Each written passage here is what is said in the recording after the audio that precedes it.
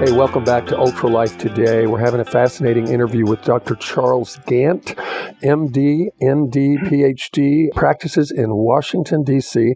I'm here with Adam Payne, CEO of Ultra Botanica. I'm Josh Bellew. And Dr. Gant, people need to know how they can potentially tap into your knowledge. I know you do consultations remotely. I'm sure you have a website and some way to contact you. Would you please give out phone number, proper email, website, ways people can get a hold of you? Sure. Thank you, Josh. The number is 202-237-7000.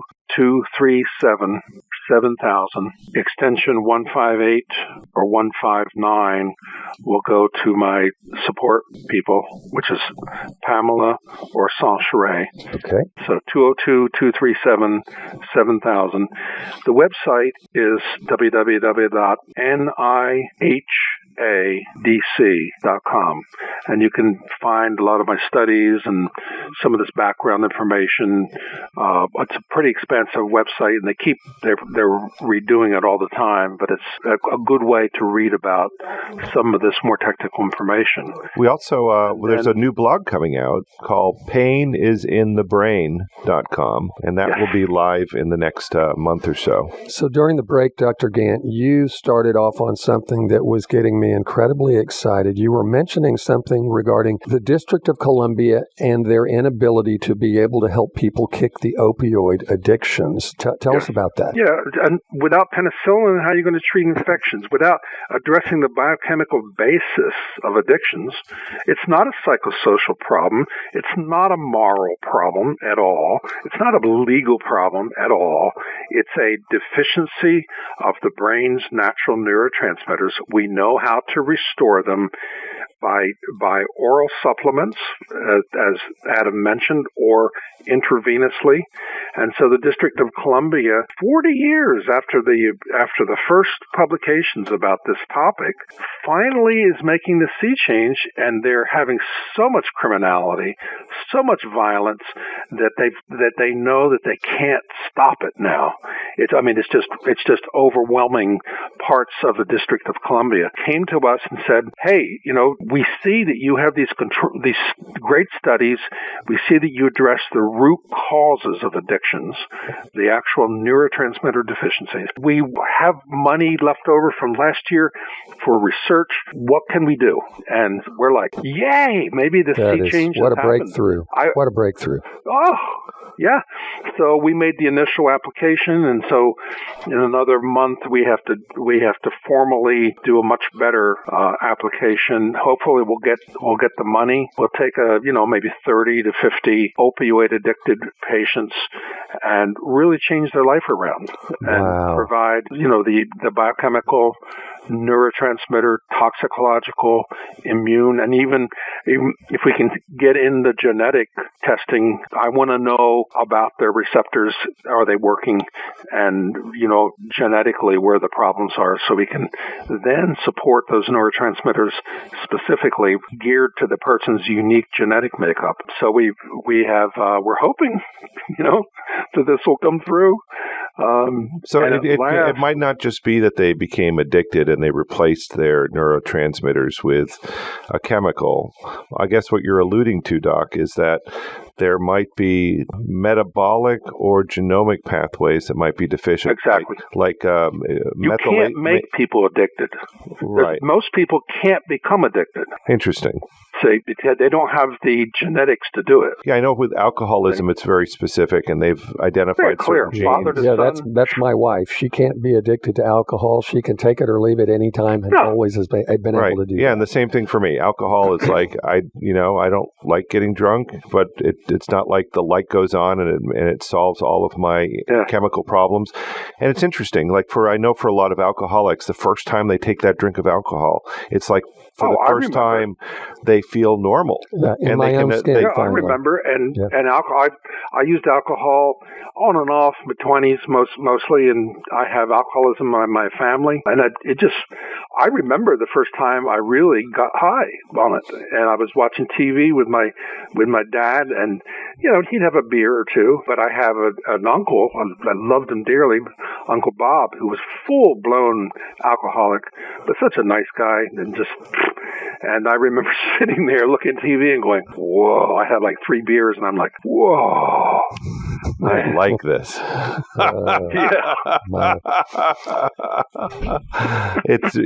There's something, and it's really interesting. I think that addiction happens because the outside chemical is fulfilling a role in the something that they were lacking. So maybe, I think what you're alluding to is that some of these people that are opiate addicts were maybe enkephalin deficient to start with. Exactly. Or dopamine deficient. And so some may not have been, some may have just been, playing around with the drugs but they induced a deficiency through the chemical use itself. Right. That makes sense too. But do you have tools that can actually address these genomic deficiencies? Sure. Well, I mean, you mean diagnostically? Well, I mean, not diagnostically, but let's say you find that somebody's doesn't methylate properly, and that somehow their tyrosine metabolism is somehow recessive. What do you do? Well, this is what I do. Yeah, with the methylation, which is very common, one of the methylation pathways is to methylate away, detoxify away the fight-flight neurotransmitter, noradrenaline. Oh, that's interesting. So those of us that are more stressed or don't methylate it away as much tend to be a little more perfectionistic and hard driving. We work harder. It's not a bad gene to have in terms of your productivity, but it can push into anxiety and burnout and depression.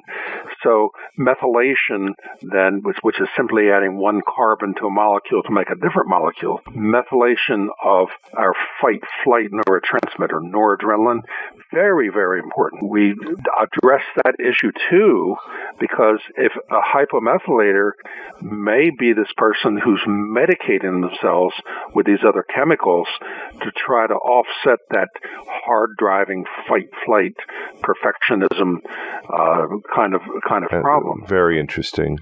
And so what do you do with those hypomethylators? I'm just curious. We fix it. So I love that you say that. We just fix it. Yeah, it could be methylfolate, the step that involves methylfolate in the methylation. It could be SAMe, S-adenosyl methionine, which is what ultimately has to methylate away the noradrenaline. Oh, interesting. Could be B12 deficiency. There's several molecules involved in this methylation cycle that have genetic roots.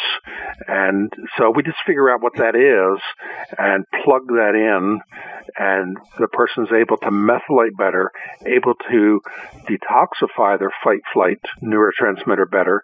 They're not as anxious, not a tendency to get depressed, and so then they're a lot less likely to have to medicate themselves with something to bring themselves down. Okay, so we've been listening to Dr. Charles Gant. I want to make sure that individuals know how to touch base with him and learn more about what he does.